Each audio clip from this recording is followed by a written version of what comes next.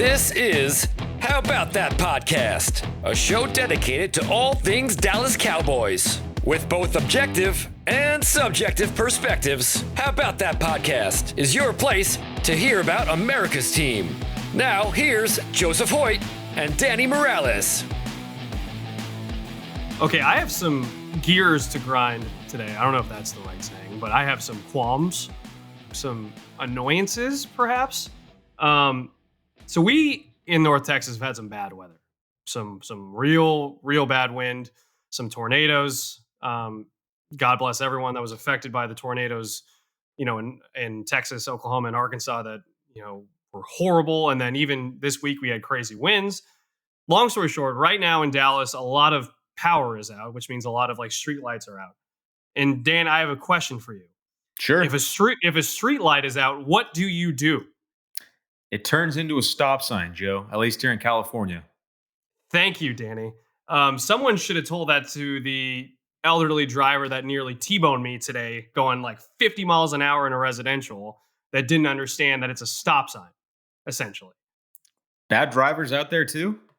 Oh, man, they're everywhere. But I think, so how would you categorize California Bay Area bad drivers, Danny? I can't speak for California as a whole, but I would say the Bay Area is probably the worst in the world. Not that I've seen drivers all over the world, but I can imagine that the Bay Area has to be up there. Yeah, and you're a well-traveled man, but I think Bay Area bad driving is from my opinion, it comes down to one thing. I think Bay Area drivers can't merge. They struggle with it. No, I think the problem is, and I think this isn't a worldwide epidemic, is everyone's glued to their phone, even when they're driving, and they're not even looking at the road. And unfortunately, a lot of the times it's the older people, the 80 to 90-year-olds that should not be on the road, that are still on the road, that are just completely oblivious to the world around them, but are still driving for some reason because they have to go get their Cheerios from Safeway. They just have to. It's not that important.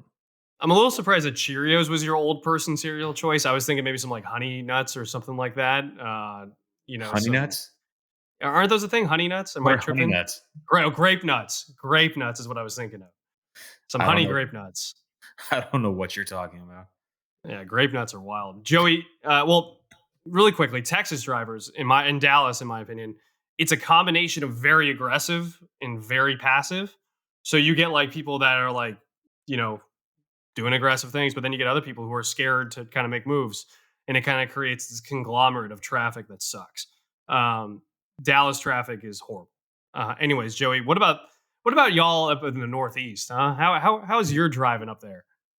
I mean, everyone has their complaints. I've heard really bad things about Texas, but Massachusetts drivers are just insanely aggressive, way too aggressive for the most part when you get the bad ones.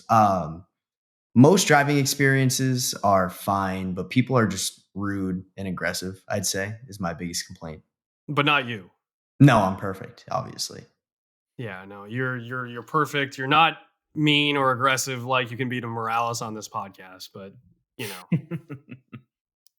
a little rivalry for me. I kind of like it. Me too. You guys might have to fight eventually, and we might have to do betting odds and 3,000 miles away.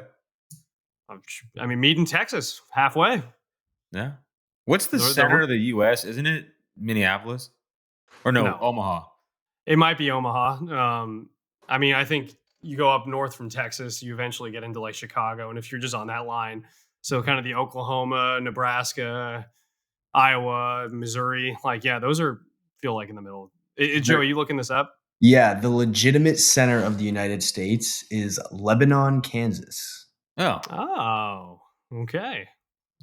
Why does that name sound familiar? Is there a university in Lebanon? No, there's a Lebanon, Texas, though, too.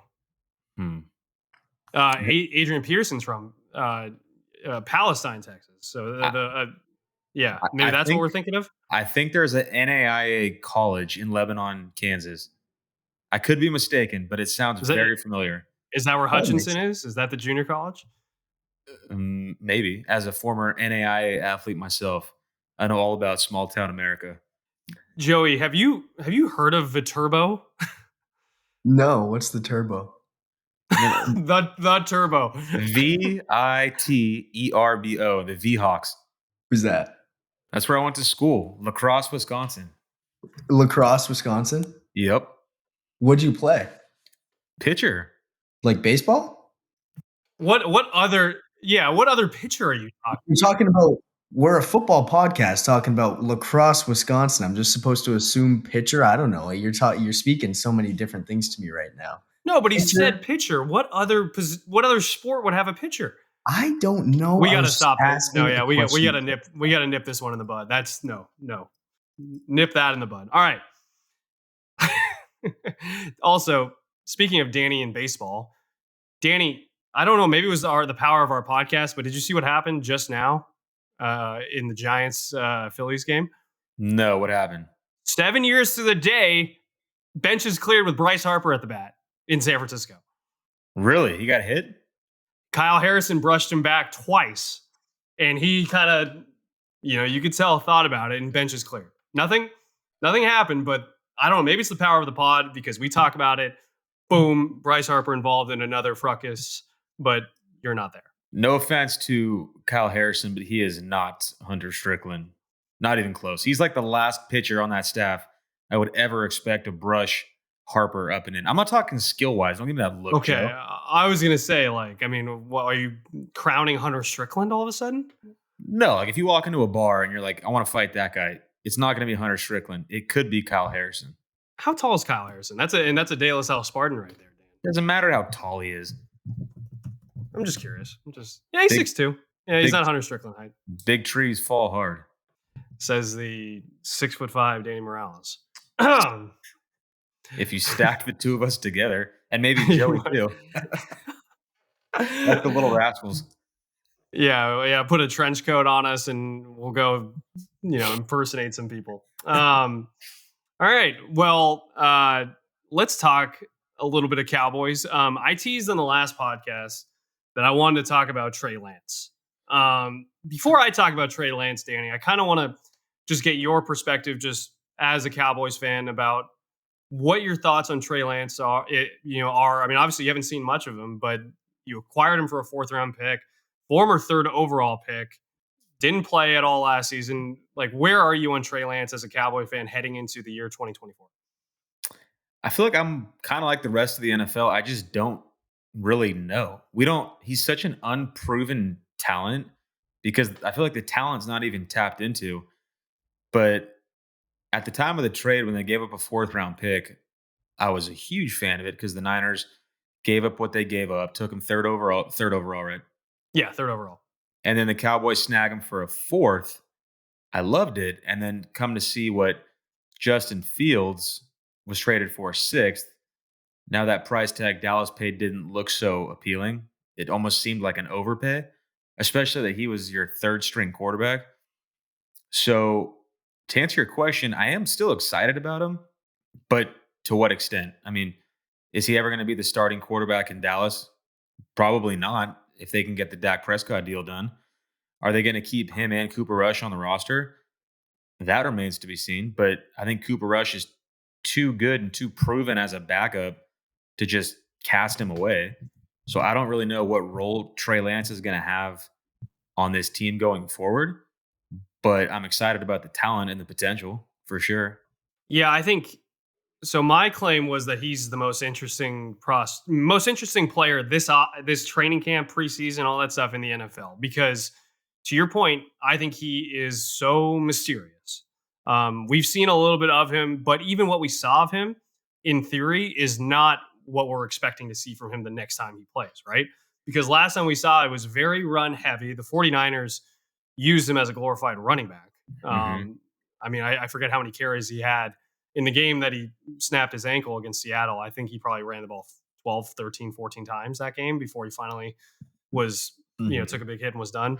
The other thing too is in terms of his release, this is a guy that's completely different. Back then you go watch big balloon. You can't really see on the pod. I mean, if you're listening to the pod, you can't see, but this was a guy that would go, hands, then you go underneath with a long release to kind of balloon it around before he released. Now he's kind of going straight back and forward.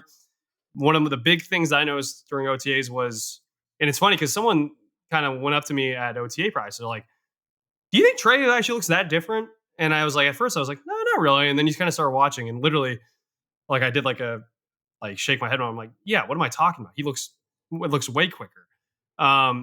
So the reason I think he's so intriguing is because he's so mysterious. Here's a stat for you that I found. So let's compare Trey Lance to Trevor Lawrence, who was the number 1 overall pick in 2021, the same draft as Trey Lance. They both got to college also in 2018. Now, Trey Lance had to sit a year behind, name that quarterback, Dan. Trey Lance sat behind Carson. No, he was he was a backup in the NFL. He still is. Easton Stick. Easton Stick. So Yeah. Easton Stick was the starter when Trey Lance got there. So Trey Lance was the backup for a year. So he didn't play 2018. Trevor Lawrence did. So keep that in mind. But since 2018, when they both entered college, Trevor Lawrence has 2,400 more pass attempts than Trey Lance does. Think about that. How many full seasons worth of passes and experiences and ups and downs and game situations and drama. And that's a lot. That's a big difference. Trey Lance has only thrown 420 passing attempts since 2018. That's honestly more than I thought. I thought it was even less than that. He's thrown 102 passing attempts in the NFL. That's 3 weeks worth for like a normal quarterback. That's the thing is it's just like nobody really knows. I mean, maybe Shanahan thought he knew what he had, but apparently he didn't. What is the best of Trey Lance? Because the NFL doesn't know. No one's seen it. And I don't even think his tape at North Dakota State was the best version of himself. I think the sky's the limit. He has all the tools. He has all the potential. But is he ever going to get that opportunity? And I don't know if that's going to come in Dallas because we all can expect the extension to get done. So the question I have for you, it's going to get done. Trust me. I got a feeling. But the question I have for you is what is best case scenario for Trey Lance this offseason, or not? Yeah, this offseason and going into the preseason. What's the best case scenario? Is it that he lights it up and somehow beats out Cooper Rush for the number 2 spot? Because to me, best case scenario is he lights up the preseason. Dallas has their QB 1 and 2 locked up, and they can trade him to a quarterback needy team if somebody gets hurt or if someone doesn't like their situation and recoup something better than a 4th round pick that you got. That's the best case scenario, in my opinion. So the only way you're getting better than a 4th round pick is if, in your case, like you said, he lights up the preseason, shows off that potential, and a team has a quarterback go down for a season-ending injury, which that's a lot of factors that need to take place. Happened that 1 year with Sam Bradford when he got traded right before the start of the season and was able to play. The other thing too, and I think that 4th round pick is interesting because why did they pay a 4th round pick and Steelers paid a 6th rounder for Justin Fields, right? Well, the Cowboys, and this is a glass half full kind of analysis of this if you're a Cowboys fan, but by trading a 4th rounder instead of 6, you got a whole year to work with Trey Lance.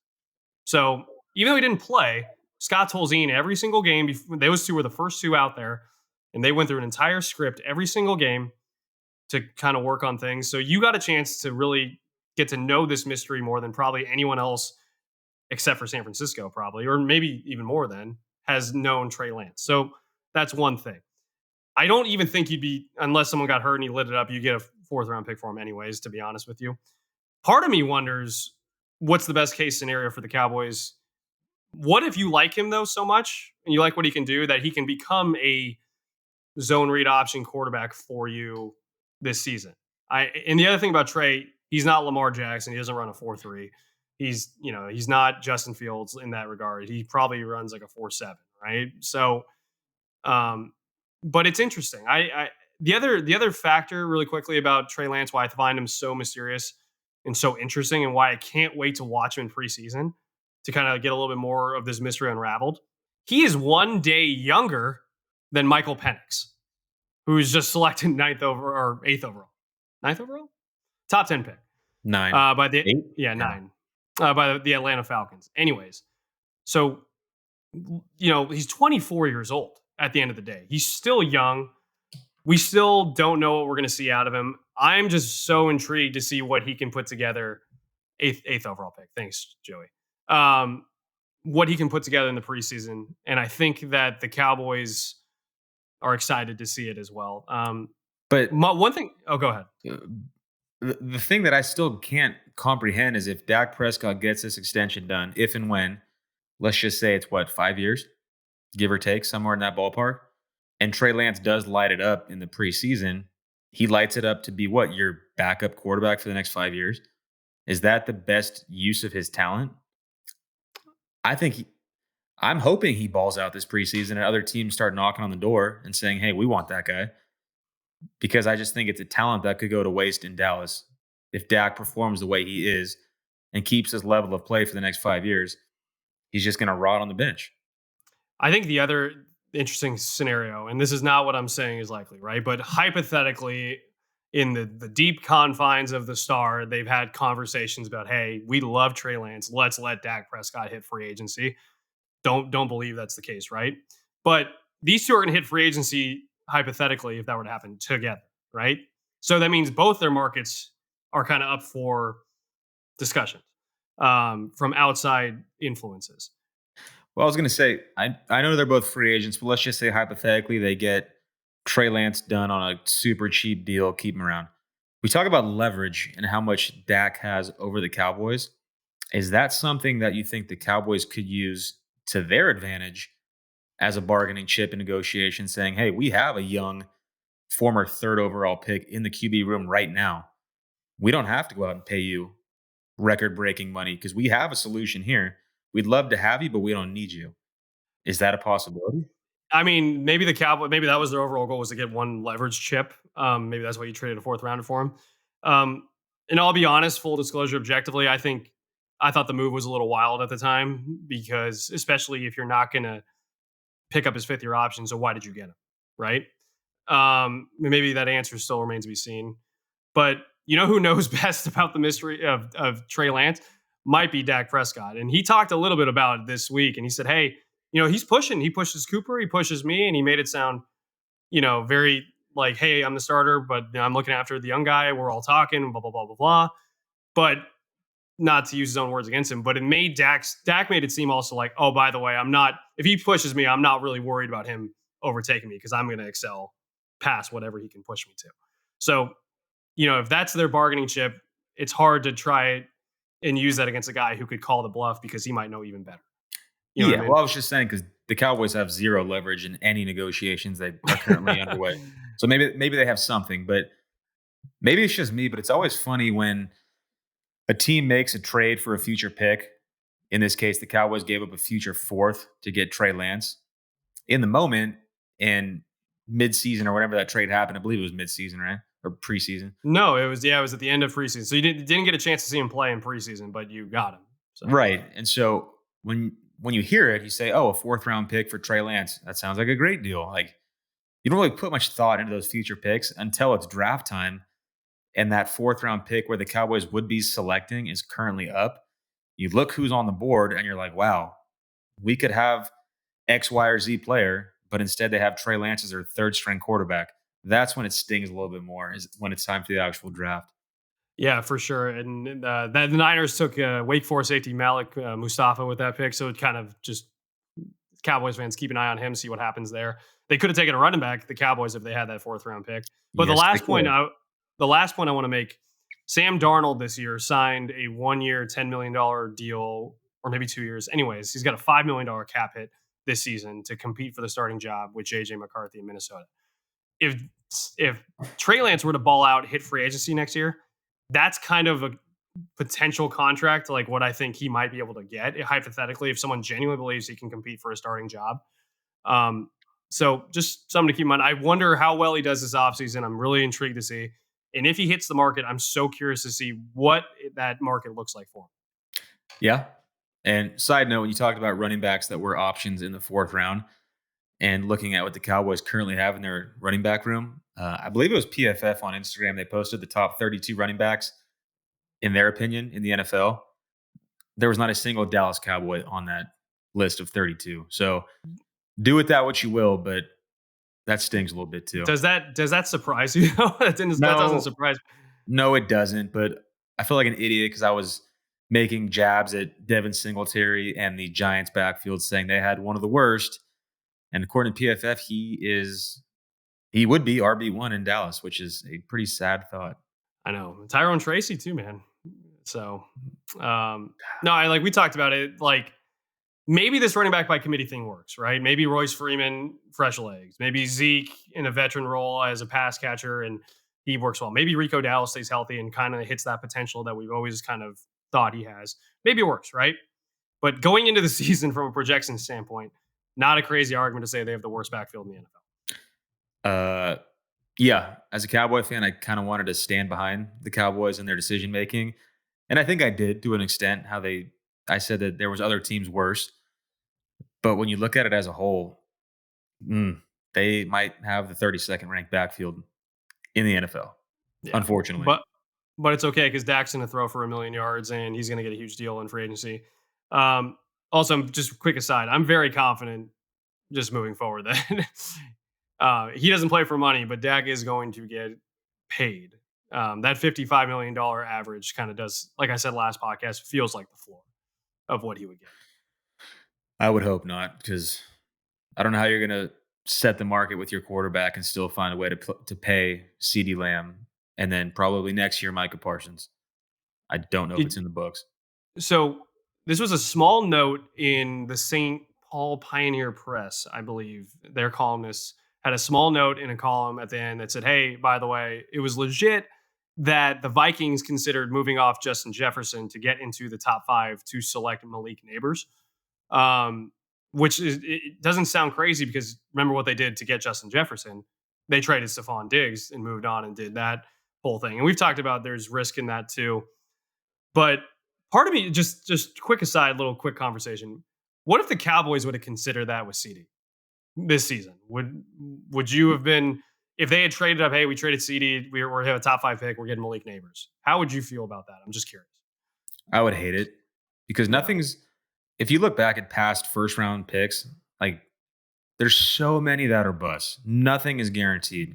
There's no perfect prospect. Nobody comes out and is going to be a guaranteed day one starter, Pro Bowler, Hall of Fame. It's just not, they're few and far between. The miss rate on first round picks is insane. And I don't know what it is on receivers specifically, but if you have a proven commodity in the building, a leader, guy brings energy, he sets the tone. If he's already in your building, why take a risk on bringing in someone new when you already have it?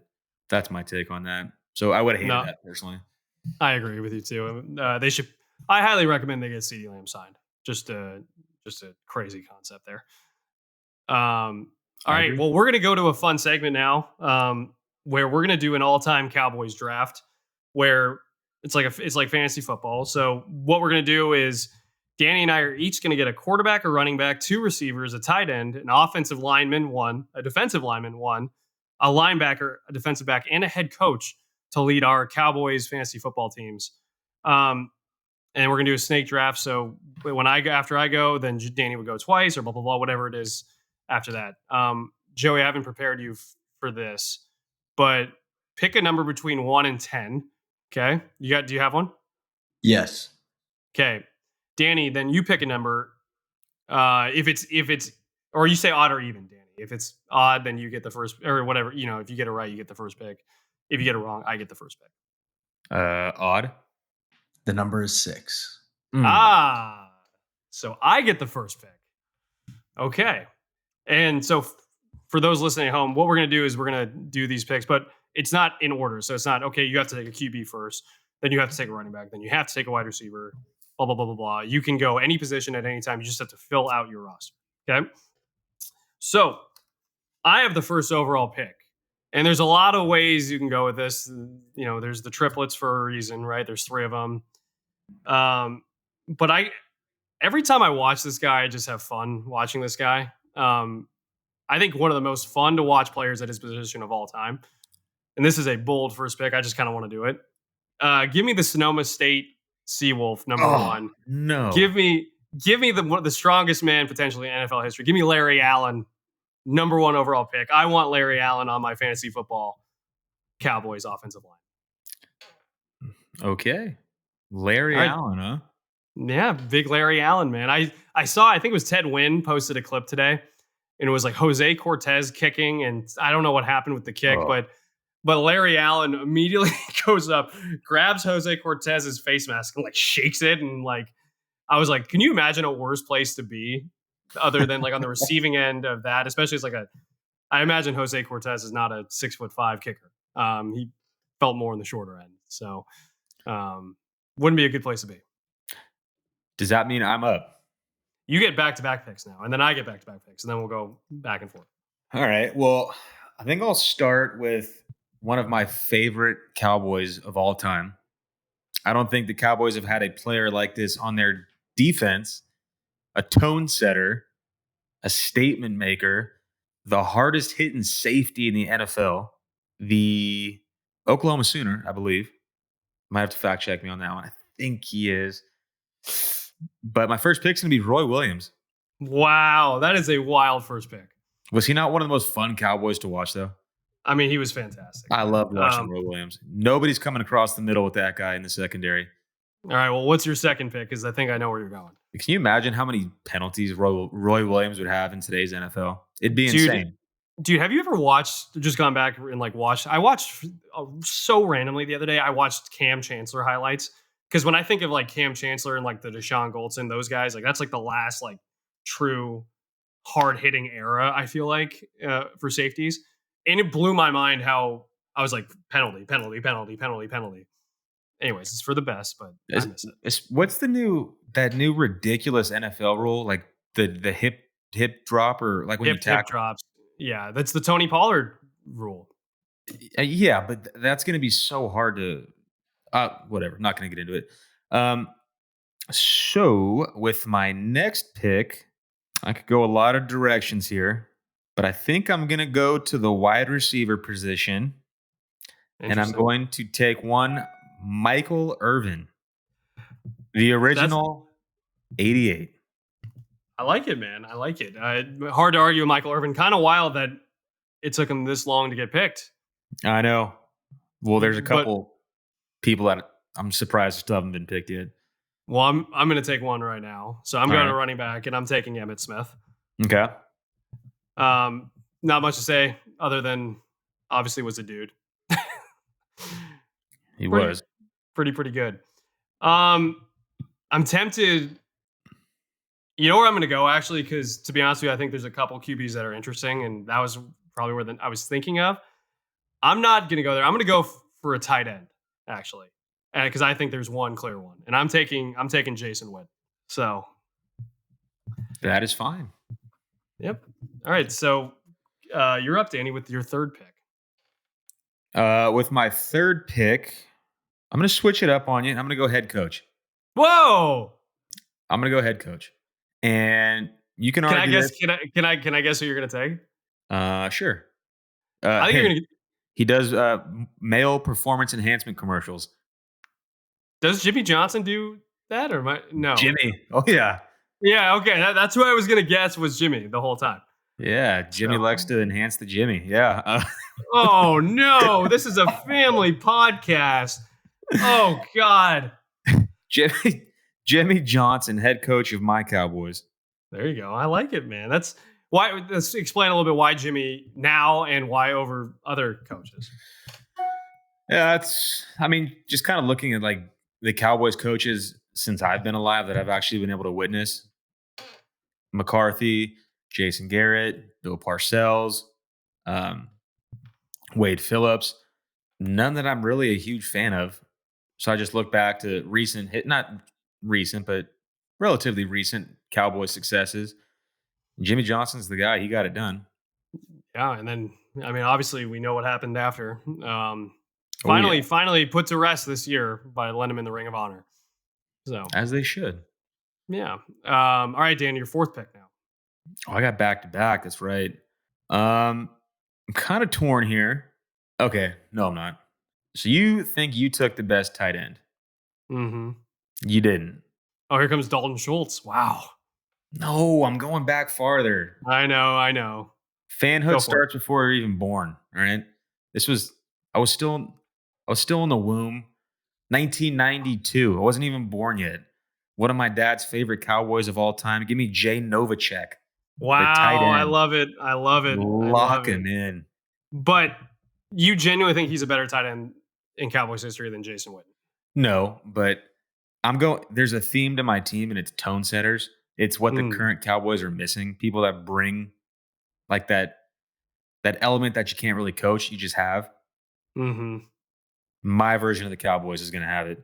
Jay Novacek is my tight end. All right. I like it. By the way, Joey, at the end of this, you're going to pick who had the best one, and then we'll let the fans, the listeners, decide too. I think because you already took a DB, I'm not worried about losing one guy, so I'm going to keep him there. I'm going to take back-to-back receivers here, and I'm going to clear that and take two of them, and I'll leave you the last one. I'm going to take a Hall of Famer and a guy who's on a Hall of Fame start. So I'm going to take Drew Pearson, and then I'm also going to take CeeDee Lamb, because if you look at, have you just like looked at CeeDee Lamb's like career? So just like you look at his reference, like, you know, if you look at the stats year by year by year, yeah, it's pretty crazy. It's pretty wild. And there were points, and maybe this is recency bias, dude, but there were points last year where I'm like, this guy's unstoppable. Like, I mean, him and Dak, when their connection was humming, unstoppable last season. It was pretty impressive to see. And I wonder, you tend to wonder, like, at this point, is there a ceiling, or is CeeDee going to keep climbing? And I think he's the second best receiver in the NFL. So that's who I'm going with. Interesting choice. Okay. All right, you're up. Whew. Back to back here, Dan. Since I have back to back, I think I'm going to secure the quarterback position.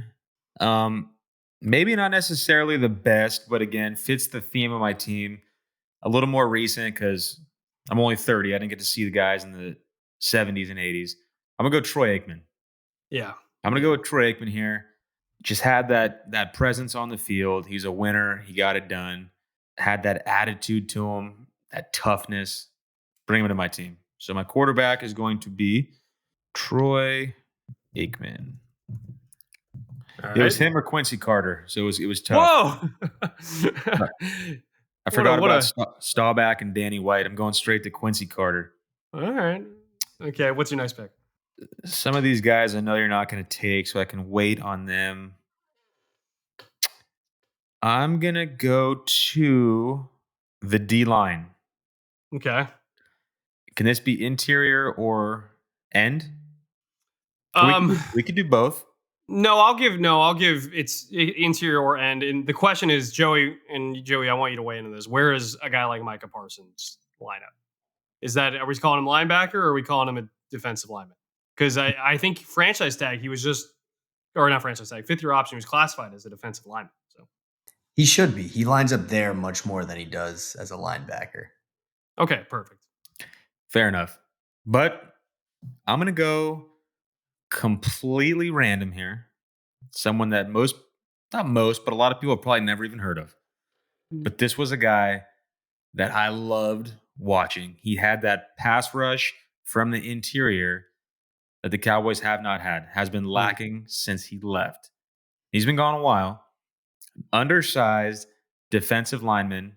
Some say an earlier Aaron Donald, before Aaron Donald came into the league. And that's Jay Ratliff. Number 90, Jay Ratliff. You're wild, dude. Nose tackle. You are wild. If you ever get a chance, watch some Jay Ratliff highlight tapes. He was like an Energizer bunny in there. This is a very inside joke, and we're not going to go into details. You sound like that one waiter in Bend, like, oh, hey, you should go to this place because of, Danny. they got Jay Ratliff there. Okay. All right. So you're all right now, back to back for me, right? Yeah, I got a blue collar football team here. I'll tell you that. You do. So there's one open position for both of us that we haven't selected, and that's linebacker, which is kind of an interesting one for the Cowboys if you kind of just look at their history. Obviously there's some guys way back when. You got your Leroy Jordan. You got your Chuck Howley. There's a lot of different guys, and this is a personal pick. the fiance went to A&M, so I got a soft spot for A&M guys. And I just loved watching this dude play. And, obviously he's not a Hall of Famer by any means, but I know where you're but going. but he was fun. At linebacker, give me Dat Win because I loved some Dat Win. I loved some Dat Win. I knew you were going there. Yeah, he was the man, dude. And just what a cool name, too.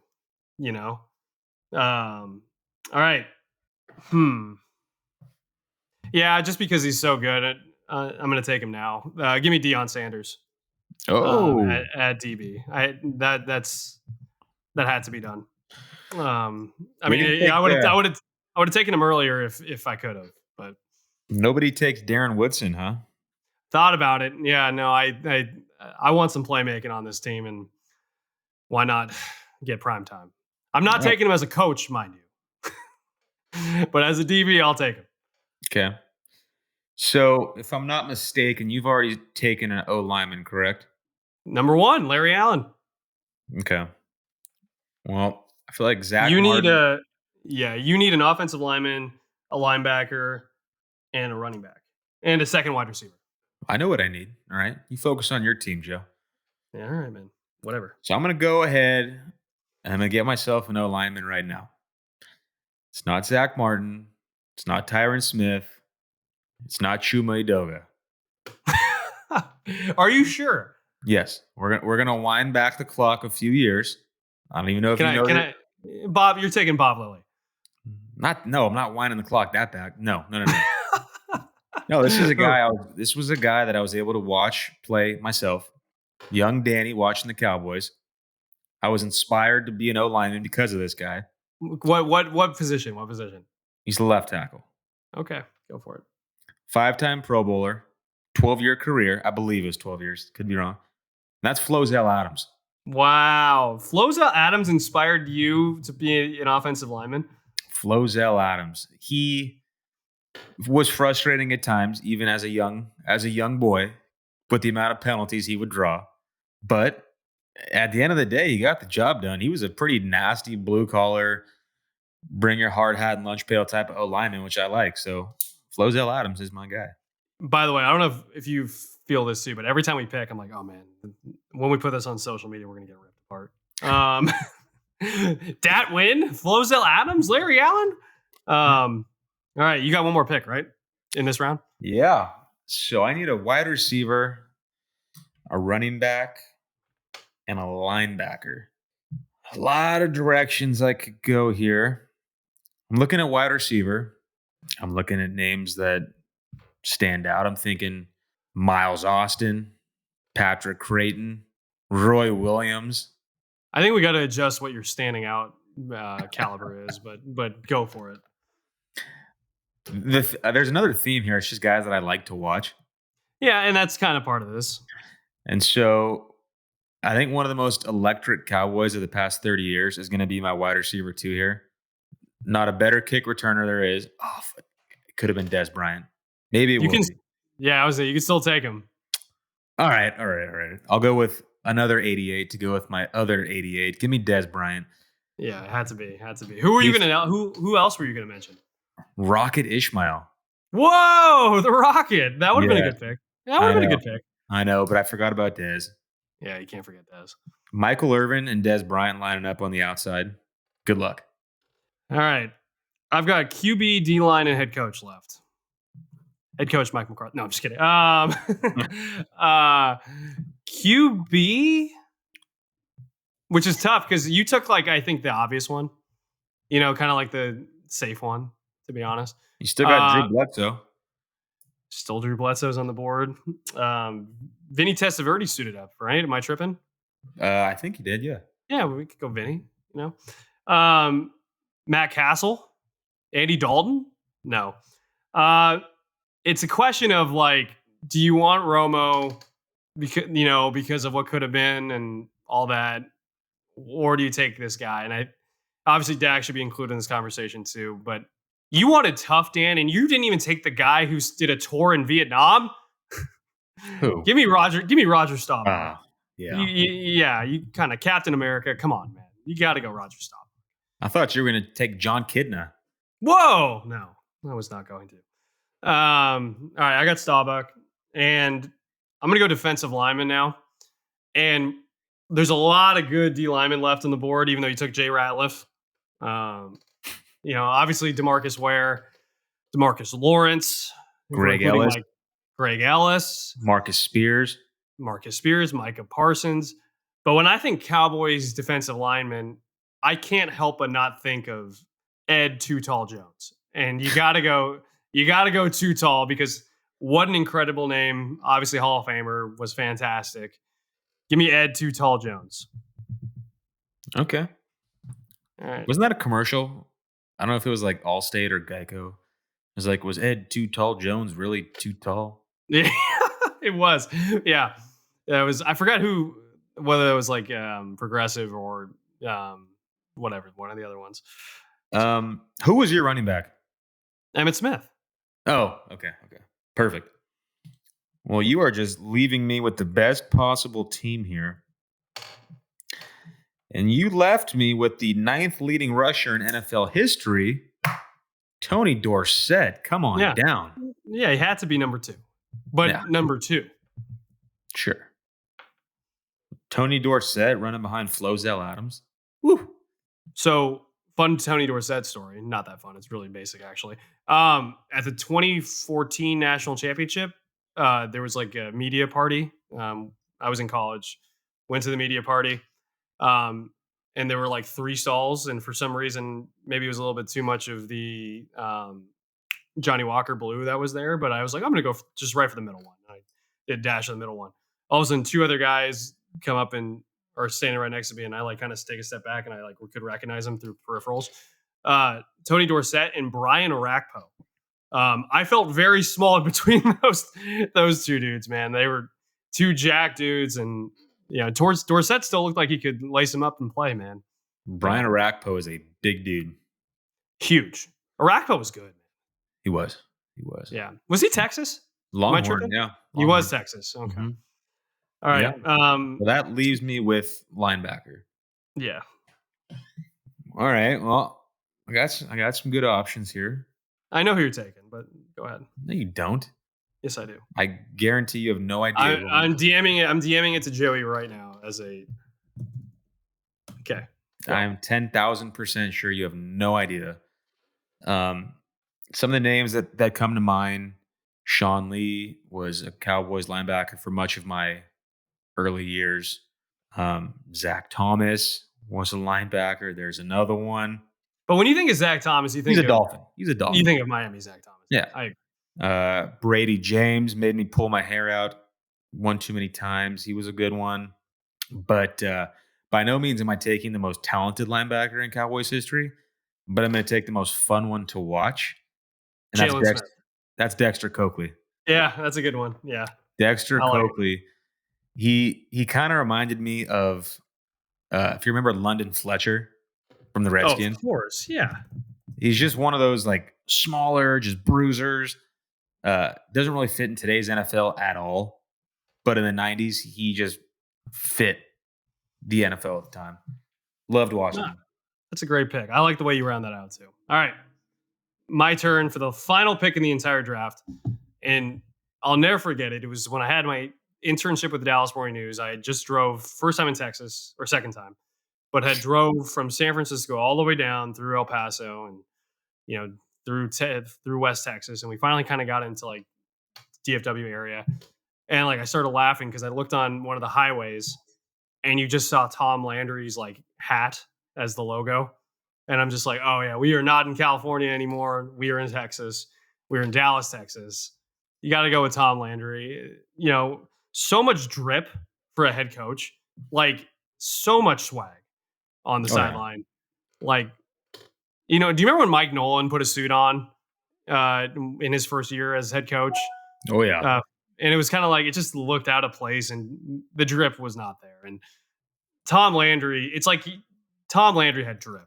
So shout out to Landry, all the swag he had, all the success he had, and that's my head coach. All right, Joey, before we let you decide the third eye Raven himself, we're going to do a quick run through. All right, my team is at quarterback, Roger Staubach.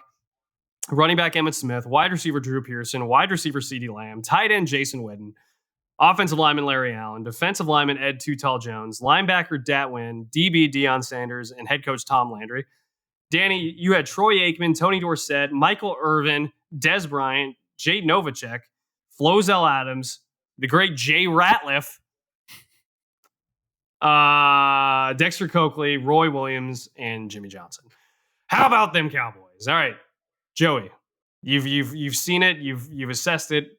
Who gets the nod in your opinion? I want to start by saying that I cannot take away any part of Danny's childhood, what he enjoyed watching when he grew up. That's just what Danny liked. And, I respect that because I have players of my own that I, share that sort of sentiment with. But at the same time, it's not from what I was told, it's not a favorite players to watch as a child draft. It was an all-time Cowboys draft. And if we're going to an all-time Cowboys draft, I think Joe beat Danny in just about every position. Oh my God. Whoa. You got quarterback with Troy Aikman, which, you can't, whatever. The older people would probably be like, oh, Staubach was great. But you probably say Troy Aikman was the better quarterback.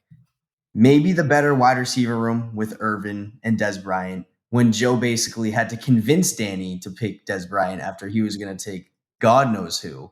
Rocket Ishmael. Come on. Ishmael. So, yeah, I think that's about it for what Danny did decently in this draft from an all-time perspective. But again, I can't take away who you enjoyed. My team would hit harder than his team. I have no doubt in that. Your team would be hitting really hard when they're down 55 in the fourth quarter. Yeah, and sorry that Jay Ratliff is getting stonewalled by Larry Allen, okay? Come on. All I'm going to say is do yourself a favor and Google Dexter Coakley right now. The neck roll with the huge lineman face mask and the black visor, terrifying. Terrifying. It was terrifying. But I win. As often goes in me and Danny competitions, I win.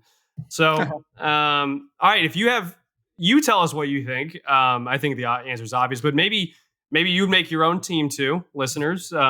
Send it to us. We'd love to kind of look at them. Maybe we'll talk about some on the next podcast. You can send it via the subtext we have, where that's our subtext community, which has been growing. It's been really cool. You can text directly with me, get updates. So that's a fun thing to do. Let me get that phone number for you. If you text Cowboys to 512-846-6377, then you'll be able to sign up for free from there. Obviously, listen to this podcast, share it, review it. All that stuff helps immensely. Update for the Taco Bell Mile. We're gonna do that soon. Now that I finally can breathe and my stomach is not parasite filled like it was when I first got back from the bachelor party. So we will do that. My lovely fiance will probably film it and then also comfort me when I puke everywhere. Check out Lone Star Live for all your Cowboys content. Am I missing anything? I feel like I'm missing something. No, not that I can think of. Oh, I remember. If stoplights are out, it's a stop sign, okay? Be safe on the roads and be better, America. That's all I got to say. That's what you got to say? Let's just end it on that. Well, I'll end it on this. My least favorite player in the NBA used to be Draymond Green, hands down. Rudy Gobert takes the crown now. I cannot stand that guy. Why not? Just his antics, his Frenchman antics on the court, and I don't know. As a Mavericks fan, I just can't stand him now. Yeah, I mean, your Mavs missed a big opportunity. We're recording on Wednesday, by the way. OTA media stuff's tomorrow, by the way, but we're recording on Wednesday. They missed a big chance to close that out last night. That's fine. We didn't have Lively playing last night. I did not expect to win. The fact that it was a 5-point game is fine. They can win one game at home. That's all good. We'll come back to Dallas, finish it off, and take care of the Celtics. All right. Well, NBA champion Dallas Mavs again. There you go. Little foreshadowing. Dallas Stars, Dallas Mavericks, Dallas Cowboys. On that note, thank you again, everyone. Thanks for listening to How About That Podcast.